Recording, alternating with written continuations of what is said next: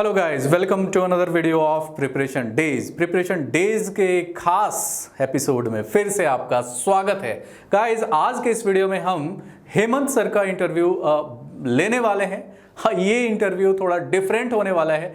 आप पिछले इंटरव्यूज़ में देखते होंगे कि बगल में ही मैं इंटरव्यू रिकॉर्ड करता हूं, लेकिन अभी चूंकि कोरोना का टाइम है गाइस, तो हेमंत सर शिमला से ये इंटरव्यू अपना दे रहे हैं। मैं चंडीगढ़ में हूं और हम दोनों ने ये इंटरव्यू रिकॉर्ड किया है ताकि आपको जानकारी दी जा सके गाइस, एसएससी सीजीएल के अंदर जो पोस्ट की जो अंदरूनी जानकारी है उस बारे में। हेमंत सर जो आज आपके साथ रूबरू होने वाले हैं वो अपना जॉब एक्सपीरियंस रेलवेज में कई सालों का जॉब एक्सपीरियंस रहा, उसके बाद एसएससी सीपीओ को उन्होंने क्वालिफाई किया और फाइनली एसएससी सिलेक्शन पोस्ट को क्वालिफाई करके ministry of labour and employment में ये statistical investigator 4200 grade pay Shimla में काम कर रहे हैं।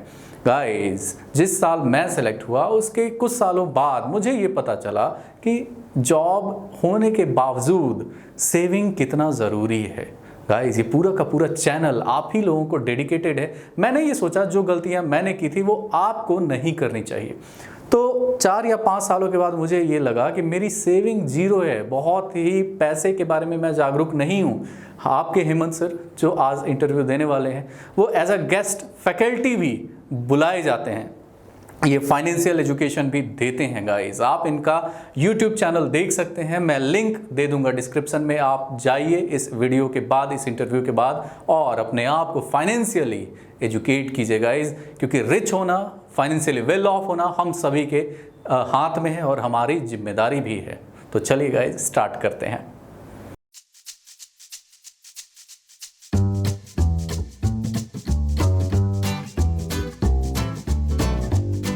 तो हेमंत सर, स्वागत है आपका इस इंटरव्यू में। प्लीज़ हमारे व्यूअर्स को ये बताइए सर कि आपकी जर्नी कैसी रही, कहाँ किन किन जॉब्स को आपने क्वालिफाई किया और कैसा रहा ये एक्सपीरियंस।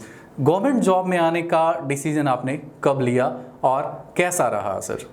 देखिए, मेरा जो बैकग्राउंड है, जो एजुकेशनल बैकग्राउंड है, वो कुछ इतना खास नहीं है। मैंने खाली सिंपली बीकॉम किया हुआ है और 12th पास मैंने कॉमर्स से किया हुआ है। तो मैं एक्चुअली बेसिकली ललितपुर यूपी का रहने वाला हूँ। तो ये एक डिस्ट्रिक्ट है यूपी का। तो वहाँ से मैंने सिंपली बीकॉम किया हुआ है। लेकिन वहाँ पर कुछ लोग जो मेरे मतलब इंस्पायर थे, जिनसे मैं इंस्पायर हुआ, वो उस टाइम 2012 और 13 की बात है। तो कुछ लोग वहाँ पर सेक्शन ऑफिसर्स बने थे एसएससी से। तब एसएससी में सेक्शन ऑफिसर की भी एक पोस्ट होती थी बहुत पहले। तो मुझे वहाँ से मिला, मोटिवेशन मिला कि एक्चुअली वो मेरे डिस्ट्रिक्ट से पहले बंदे थे जो सेक्शन ऑफिसर बने थे। तो फिर मुझे भी लगा कि नहीं यार, जब ये बन सकते हैं तो फिर मैं भी बन सकता हूँ। तो फिर मुझे वहाँ से मोटिवेशन हुआ और आज मैं फिर यहाँ मेरी जॉब लग गई। सर, आजकल के ज़माने में कोचिंग इंस्टीट्यूट्स का कितना वैल्यू है किसी भी गवर्नमेंट जॉब के एस्पिरेंट की लाइफ में, कितना इम्पॉर्टेंट है? आपने क्या किसी कोचिंग इंस्टीट्यूट को ज्वाइन किया? कैसा रहा सर आपका experience? Please share with our viewers. देखिए, एक्चुअली बहुत से लोग अपने माइंड में एक माइंड कर लेते हैं अपना एक सेटअप कि अगर मैं कोचिंग नहीं कर रहा हूँ तो मेरी जॉब नहीं लग सकती। लेकिन ऐसा कुछ नहीं है। देखिए, कोचिंग जो होती है वो आपको गाइड करती है, लेकिन मेहनत तो आपको खुद ही करनी पड़ेगी। एक्चुअली मैं जिस डिस्ट्रिक्ट से हूँ वहाँ तो कोचिंग इतनी कुछ खास थी नहीं, लेकिन वहाँ पर एक छोटी सी कोचिंग थी जो मतलब हम लोग आपस में साथ में पढ़ते थे। एक हमारे सर थे जो हमारे लिए पढ़ाते थे। लेकिन अगर आप चाहो कि मतलब दिल्ली जैसी कोचिंग अगर वहाँ पर मिल जाए तो ऐसा नहीं है। लेकिन मेरा ये मानना है कि कोचिंग सिर्फ आपको 10 से 20% ही मेहनत करवा सकती है, बाकी 80 से 90% मेहनत आपको खुद करनी पड़ेगी। और आजकल तो यूट्यूब का ज़माना है, तो आजकल तो आपको ज़्यादा दिक्कत होने की ज़रूरत नहीं है या ज़्यादा परेशान होने की ज़रूरत नहीं है। यूट्यूब पे आजकल सब कुछ है। तो वहाँ से आप जो भी आपको टॉपिक में दिक्कत आ रही है या किसी भी टॉपिक में आपको प्रॉब्लम आ रही है या फिर आप पूरा कोर्स करना चाहते हो, तो इतना कंटेंट पड़ा हुआ है यूट्यूब में कि अगर कोई बंदा चाहे, अगर उसको कुछ भी नहीं आता है, अगर वो बेसिक से भी शुरू करे तो वो कोई भी एग्जाम, यहाँ तक कि यूपीएससी भी निकाल सकता है। तो हेमंत सर, ये बताइए, तैयारी करते वक्त कौन सा सब्जेक्ट ऐसा था जो कि आपके सामने एक बहुत ही बड़ा चैलेंज लेकर खड़ा था और आपके सिलेक्शन में बहुत ही बड़ा एक कठिनाई बनकर खड़ा था? प्लीज़ बताइए, और ये भी बताइए कि कैसे आपने उस कठिनाई को पार किया, कैसे सेलेक्ट हुए, प्लीज़।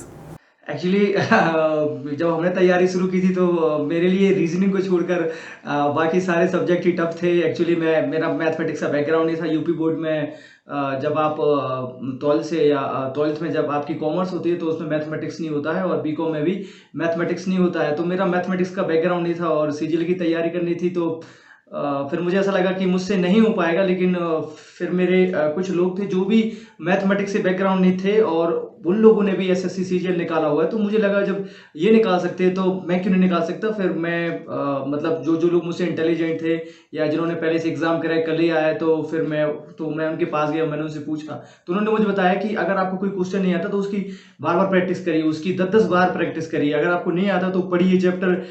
अगर आपको क्वेश्चन में डाउट आ रहा है तो अपने टीचर से पूछिए, अपने किसी फ्रेंड से पूछिए, अपने दोस्तों के साथ उसको डिस्कस करिए, लेकिन उसको पीछा मतलब उससे पीछा छुड़ाने की कोशिश मत कीजिए। और अगर एक्चुअली मैथ्स में बहुत लोगों को दिक्कत होती है, मैं उनको ये बोलना चाहता हूँ कि देखिए मैथमेटिक्स कोई हवा नहीं है। अगर आप उसकी प्रैक्टिस प्रैक्टिस करोगे बार बार, अगर आप वही क्वेश्चन 10-10 बार सॉल्व करोगे, या फिर वही अगर आप जैसे कोई चैप्टर ले रहे हो, अगर आप किसी चैप्टर से क्वेश्चन 12 पढ़ते हो, अगर आप उसकी प्रैक्टिस बार बार कर रहे हो, तो फिर आप उन लोगों को भी पीछे छोड़ सकते हो जिनका मैथ्स का बैकग्राउंड हो और जिनके 100 में से हाई स्कूल या 12th में उनके 90 मार्क्स आए, तो उनको भी पीछे छोड़ सकते। जीएस पे बहुत से लोग काफी ध्यान देते हैं, और जीएस पे बहुत से लोग काफी ध्यान नहीं देते हैं। लेकिन मेरे हिसाब से मुझे जो बुक सबसे अच्छी लगे वो मुझे लूसेंट बुक लगी। अगर आप लूसेंट 3 बार पढ़ लेते हो तो आपकी जीएस बहुत अच्छी हो जाएगी। और यहाँ तक कि आप यूपी पीसीएस या फिर पीसीएस की जो भी एग्जाम होते हैं आप उनका प्री भी निकाल सकते हो, क्योंकि लूसेंट लगभग सारा कवर करता है। लेकिन अगर आप कितनी भी कोशिश कर लो ना, तो जीएस में अगर आप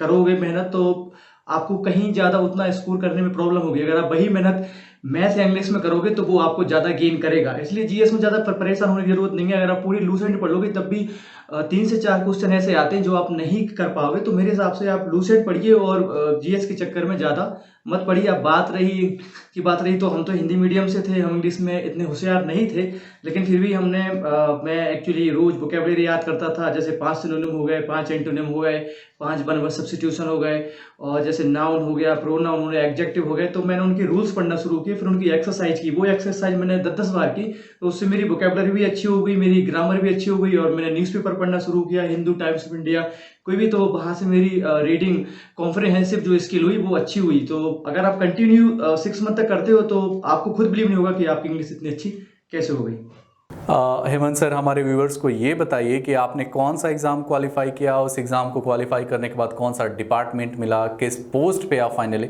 सेलेक्ट हुए? देखिए मैंने शुरू में जब मैं शुरू में आया था तो मैंने पहले गवर्नमेंट एग्ज़ाम निकाले। मैंने शुरू में छोटे-छोटे निकाले, फिर उन छोटे-छोटे के साथ मुझसे बड़े-बड़े गवर्नमेंट एग्ज़ाम निकालने की। सबसे पहले मैंने रेलवेज़ का निकाला था एग्ज़ाम, फिर मैंने वहाँ पर 3 साल जॉब की। फिर उसके बाद मेरा 2015 में एसएससी सीपीओ में मेरा सिलेक्शन हुआ था, जहाँ पर मुझे सब इंस्पेक्टर की सीआईएसएफ की मुझे पोस्ट मिली थी। फिर उसके बाद सिलेक्शन पोस्ट में जो एसएससी सीजीएल की वैकेंसी आई थी नॉर्थ वेस्ट रीजन से, फिर मेरा वहाँ पर भी मेरा 4200 ग्रेड पे सिलेक्शन हुआ है। और अभी मैं presently ministry of labour and employment department में शिमला में जॉब कर रहा हूँ। सर, बहुत ज़्यादा क्वेरीज आती हैं मुझे ईमेल पे, कमेंट में भी आते हैं वीडियोस में, कि ज्वाइनिंग से पहले मेडिकल का प्रोसेस क्या होता है। बहुत सारे कैंडिडेट्स डरे हुए होते हैं मेडिकल को लेकर, तो अगर आप बताएंगे तो ये डर थोड़ा सा ख़त्म होगा सर। तो प्लीज़ शेयर आपका ये मेडिकल एक्सपीरियंस कैसा रहा ज्वाइनिंग से पहले का। देखिए सर आपने बिल्कुल सही बात कही है। ये एक्चुअली बहुत लोगों की शंका होती है कि कैसे क्या होगा पता नहीं, मुझे थोड़ी ये प्रॉब्लम है, मुझे थोड़ी सी बीमारी है, तो कहीं मैं मेडिकल में बाहर ना हो जाऊँ। मैं आपको ये दिलाना चाहता हूँ कि मेडिकल कुछ भी नहीं है। आप जो चीज़ सोच रहे हो वो फोर्सेज वगैरह होती है, जैसे हमारी सेना हो गई, हमारी एयरफोर्स हो गई, हमारी नेवी होगी, पैरामिलिट्री। जैसे आप सीपीओ मान के चलो, तो अगर आप सीपीओ में देखते हो तो वहाँ पर आपका स्ट्रिक्टली होता है। अगर आपका ठीक से होता है, मतलब मेडिकल बारीकी से आपका मेडिकल होता है, वो मैंने दिया हुआ है इसलिए मैं आपको बता रहा हूँ। लेकिन आप वो छोड़ के अगर आप सिंपल सीजीएल की बात करो या एसएससी की किसी भी एग्जाम की बात करो या बैंक की किसी भी गवर्नमेंट एग्जाम की, मतलब कहने का मतलब यह है कि अगर आप फोर्स कि एग्ज़ाम छोड़कर अगर आप किसी भी एग्ज़ाम के लिए मेडिकल दो तो कुछ नहीं होता है, आपके जो डिस्ट्रिक्ट जो आपका हॉस्पिटल होता है, जो आपका गवर्नमेंट हॉस्पिटल होता है, वहाँ पर आप डॉक्टर के पास जाइए और वो आपका चेकअप करेगा और सिंपल से चेकअप करने के बाद वो आपको एक पर्चे पे अपना साइन करके दे देगा कि हाँ, ये फिट है। तो मेरे हिसाब से इसमें बिल्कुल भी परेशान होने की ज़रूरत नहीं है, ये कुछ भी नहीं है। पता नहीं लोग इस चीज़ का कितना वो बढ़ा देते हैं कि अब क्या होगा, क्या होगा? कुछ भी नहीं होता है। आप जब आपका डॉक्यूमेंट पे वेरिफिकेशन होता है तो वो आपको बोलते हैं कि आप अपने डिस्ट्रिक्ट जो हॉस्पिटल होता है, सीएमओ होता है जो चीफ मेडिकल ऑफिसर, वो आपको एक फिटनेस का सर्टिफिकेट दे देता है जिसको हम मेडिकल सर्टिफिकेट बोलते हैं। वो आप अपने डॉक्यूमेंट वेरिफिकेशन जहाँ होता है आप वहाँ पर सबमिट कर दीजिए, उसमें कोई ज़्यादा चिंता करने की ज़रूरत नहीं है। तो हेमंत सर, जैसा आपने बताया कि आप स्टैटिस्टिकल इन्वेस्टिगेटर के रूप में सेलेक्ट हो चुके हैं फाइनली, आप ministry of labour and employment में, तो बेसिकली काम क्या होता है सर? बहुत सारे कैंडिडेट्स ये बड़ा क्यूरियस होते हैं कि होता क्या है आखिर इन डिपार्टमेंट्स में, हमें करना क्या होगा, फाइलिंग कैसे हम डील करते हैं, ये सब फाइलिंग्स वगैरह हमें करना क्या पड़ेगा, प्लीज़। देखिए, जॉब बहुत ही अच्छी होती है और आपको काम में मज़ा भी आता है, आपको इंटरेस्ट भी अच्छा होता है और इसमें अपॉर्चुनिटी भी बहुत ज़्यादा है। अगर आप 4200 ग्रेड पे भी आ रहे हो तो इसमें चिंता करने की ज़रूरत नहीं है। सेंसस जो डिपार्टमेंट होता है जिसको हम जनगणना बोलते हैं, उसमें आप 5400 ग्रेड पे भी डायरेक्ट जा सकते हो, क्योंकि उसमें जो असिस्टेंट डायरेक्टर की वैकेंसी निकलती है तो आप डायरेक्ट 5400 पे भी जा सकते हो। फिर उसके बाद ग्रेड 1 की भी वैकेंसी निकलती है जिसको हम बोलते हैं सीनियर स्टैटिस्टिकल ऑफिसर, तो आप वहाँ पर भी डायरेक्ट जाते हो। जो यूपीएससी निकालती है ये वाली वैकेंसी। तो अब बात रही काम की, तो यहाँ पर काम ऐसा होता है कि जैसे आप लोगों को पता है कि जितने भी गवर्नमेंट जॉब वाले हैं सबको डीए मिलते हैं, तो मतलब जो भी हमारे सीपीआई कंज्यूमर प्राइस इंडेक्स जो होता है, मैं जिस डिपार्टमेंट में हूँ, मैं सीपीआई डिपार्टमेंट में हूँ, कंज्यूमर प्राइस इंडेक्स। तो महंगाई जो गवर्नमेंट एम्प्लॉय को जो डीए मिलता है, मेरा उससे रिलेटेड थोड़ा वर्क होता है और कोई इतनी ज़्यादा इसमें टेंशन वाली बात नहीं है। और आपको घूमने को भी आपको खूब मिलता है, आपके टूर भी लगते हैं, तो आप वहाँ का भी आप मतलब इंस्पेक्शन करते हो। तो ये जो बहुत ही बढ़िया है अगर मेरे पॉइंट ऑफ व्यू से देखा जाए तो। सर, जो तैयारी करने वाले बच्चे हैं उनमें से एक बहुत बड़ा पार्ट ऐसा है जो कि यूपीएससी के सपने को लेकर आगे बढ़ता है और एसएससी के एग्ज़ाम्स को एज अ बैकअप देखता है वो, कि हाँ अगर मैं यूपीएससी में फाइनली सेलेक्ट नहीं हो पाया तो मैं एसएससी में तो हो ही जाऊंगा, है ना? तो क्या आपके जॉब में टाइम मिलेगा सर यूपीएससी की तैयारी को? क्या ऐसा पॉसिबल हो पाएगा कि जॉब में रहते हुए ही यूपीएससी की तैयारी हो जाए?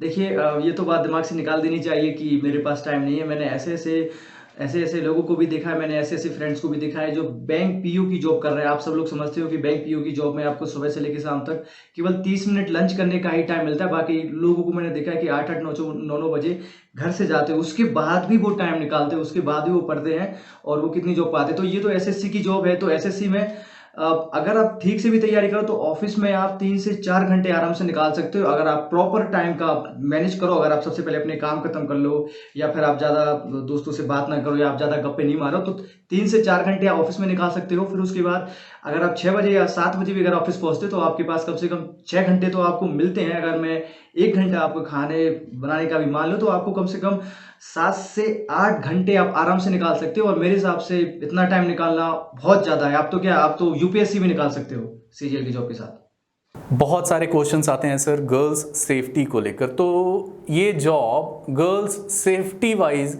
कैसा है? गर्ल्स सेफ्टी वाइज की बहुत जॉब है। मेरे जो कलीग्स हैं उसमें ज़्यादातर गर्ल्स भी हैं और हम लोगों का अच्छा ग्रुप भी है और ऐसा कुछ नहीं है, ये ऐसा कुछ भी नहीं है। और इस डिपार्टमेंट में और इस जॉब में बहुत ही अच्छा माहौल है और ऐसा बिल्कुल भी घबराने या चिंता करने की ज़रूरत नहीं है। जब आप खुद इस जॉब में आओगे तो आपको खुद पता लगेगा कि यहाँ पर कितना अच्छा माहौल है। आपका काम अच्छा रहेगा, आपको जॉब करने में भी मज़ा आएगा, आपके कलीग्स भी अच्छे रहेंगे और ये बहुत ही इंटरेस्टिंग जॉब होगी। ट्रांसफ़र एस्पेक्ट्स की बात की जाए सर, तो बहुत सारे कैंडिडेट्स अपने होम टाउन में पोस्टिंग लेना चाहते हैं, वो ट्रांसफ़र लेना चाहते हैं अपने घर के पास। तो क्या ये पॉसिबल है कि अगर कोई कैंडिडेट सेलेक्ट हो गया, अगर घर से दूर कहीं पे पोस्टिंग है, क्या उसको घर के पास फिर से आने का मौका मिलेगा? क्या ट्रांसफ़र बहुत रिजिड तो नहीं है? क्या ट्रांसफ़र में बहुत दिक्कत तो नहीं होता है? अगर सर आप ट्रांसफ़र पॉलिसीज़ के बारे में बता पाएंगे तो हमारे कैंडिडेट्स को बहुत बड़ा फ़ायदा होगा, सो प्लीज़। जी, जी। देखिए सबसे पहले ये डिपेंड करता है कि आपको कौन-सा डिपार्टमेंट मिलता है। ये जो आप जॉब की बात कर रहे हैं इसमें आपको mostly ministry of static implementation department जो होता है, आपका सेंसस डिपार्टमेंट जो होता है, आपका एनएसएसओ जो आपका डिपार्टमेंट होता है और आपको लेबर ब्यूरो डिपार्टमेंट डिपार्टमेंट होता है। तो उसमें 3-4 डिपार्टमेंट होते हैं जिसमें आपकी पोस्टिंग मिलती है, ये वाली जॉब की।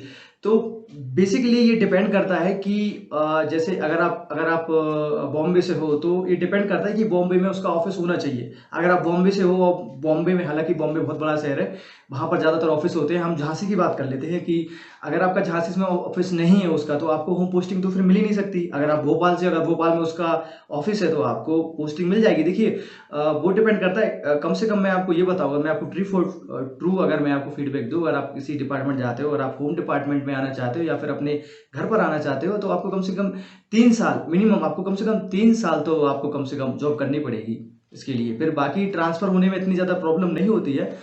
लोग अच्छे होते हैं और आपका ट्रांसफ़र भी करते हैं। लेकिन मैं आपको बताऊँ कि कम से कम आप 3 से 5 साल का तो मान के चलिए कि आपको दूसरे शहर में तो जॉब करनी ही पड़ेगी।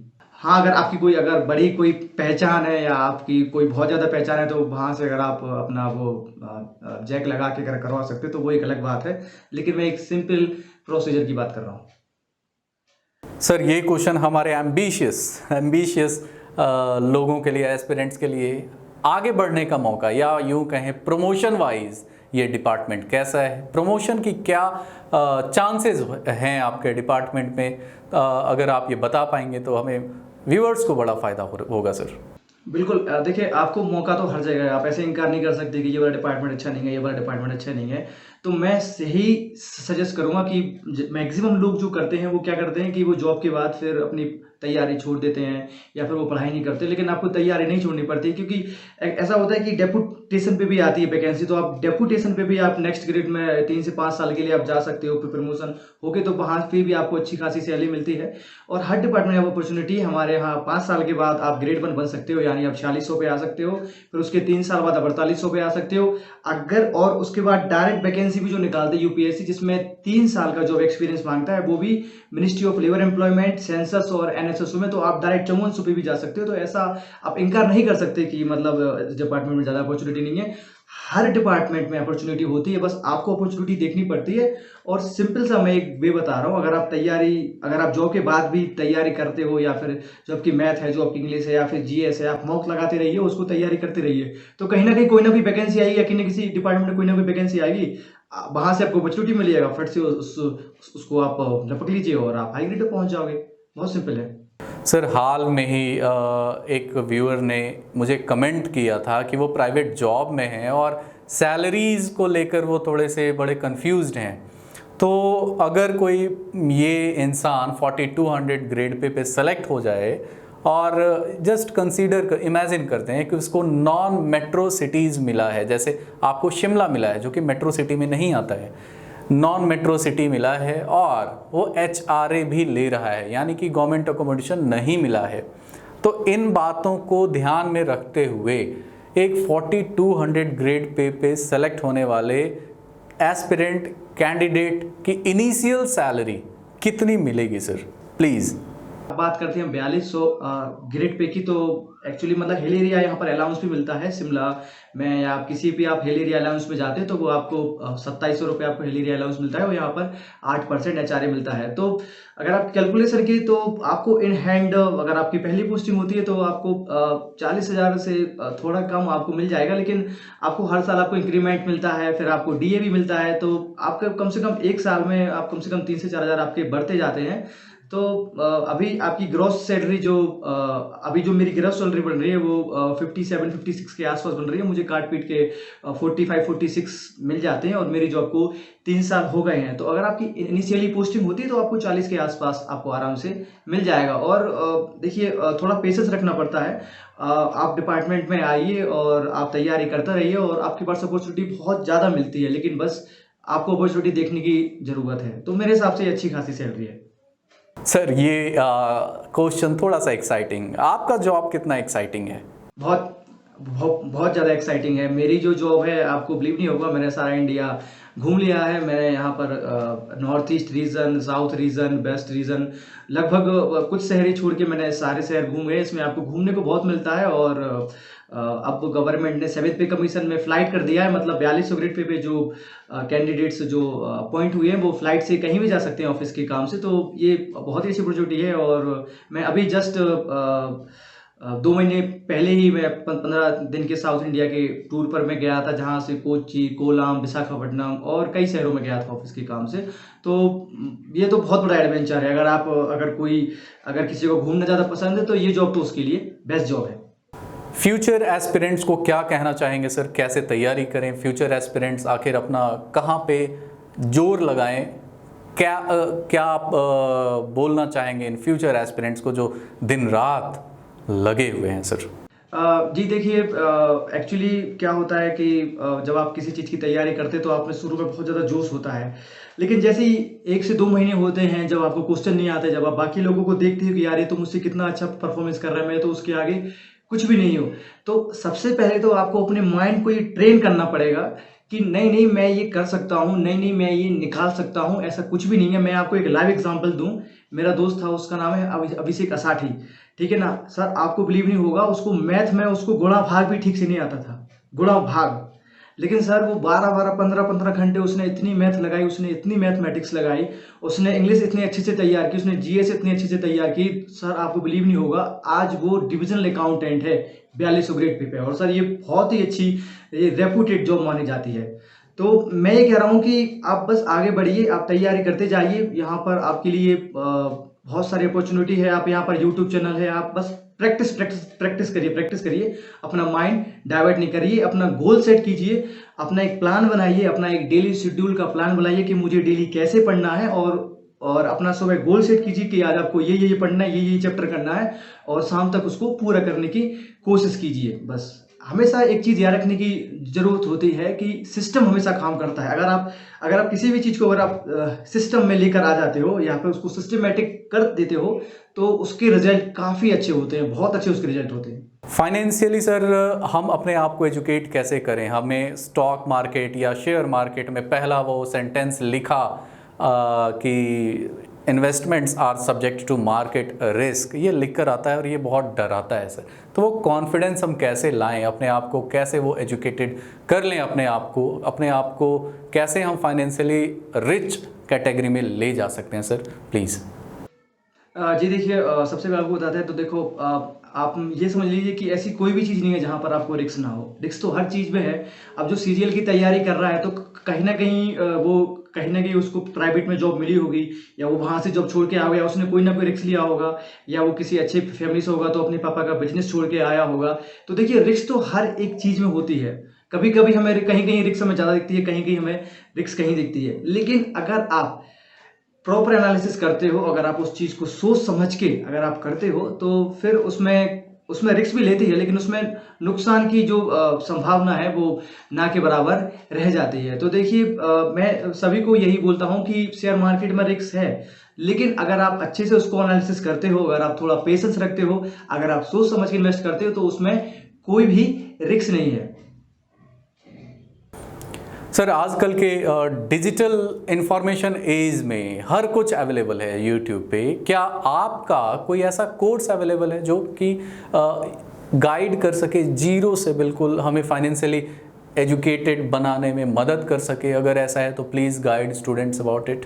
देखिए, एक्चुअली मैं अभी यूट्यूब पे एक फ्री सीरीज में ला रहा हूँ, जिसमें आपको स्टॉक मार्केट के बेसिक से, यानी आपको स्टॉक मार्केट के बेसिक से और आपको एक अच्छे इन्वेस्टर तक वो आपको उसमें बताया जाएगा कि आपको पहले शेयर मार्केट क्या होता है, या ये कैसे काम करता है, कहाँ पर डीमेट अकाउंट खोलें, फिर स्टॉक्स कैसे बाय करें, हमें कौन कौन से एनालिसिस करने हैं, टेक्निकल एनालिसिस कैसे करना है, फंडामेंटल एनालिसिस कैसे करना है, कब स्टॉक्स खरीदना है, कौन सा स्टॉक्स बेचना है। तो देखिए, ये बहुत सारी होती हैं चीज़ें जो मैं अभी यूट्यूब पर फ्री चला रहा हूँ, और मेरा एक फ्री भी कोर्स है जो elearnmarket.com पे है। तो मैं अभी सभी को सजेस्ट करूँगा कि पहले आप वहाँ पर जाइए।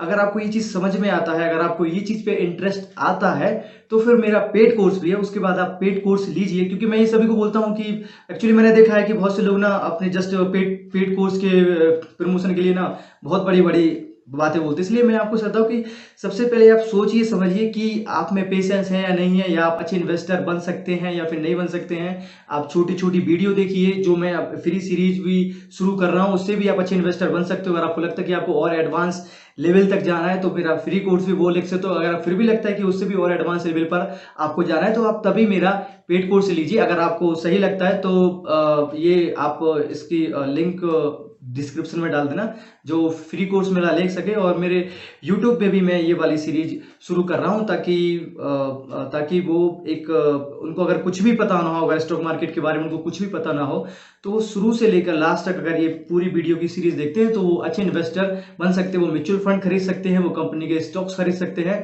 और वो फंड मैनेजर के लेवल तक भी पहुंच सकते हैं, जो गाइड कर सकते हैं कि कौन सा फंड अच्छा रहेगा, कौन सा फंड अच्छा नहीं रहेगा।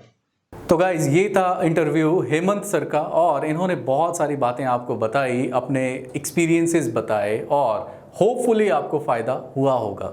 गाइज इनके वीडियोस को चेकआउट करना ना भूलें, लिंक मैं डिस्क्रिप्शन में दे दूंगा।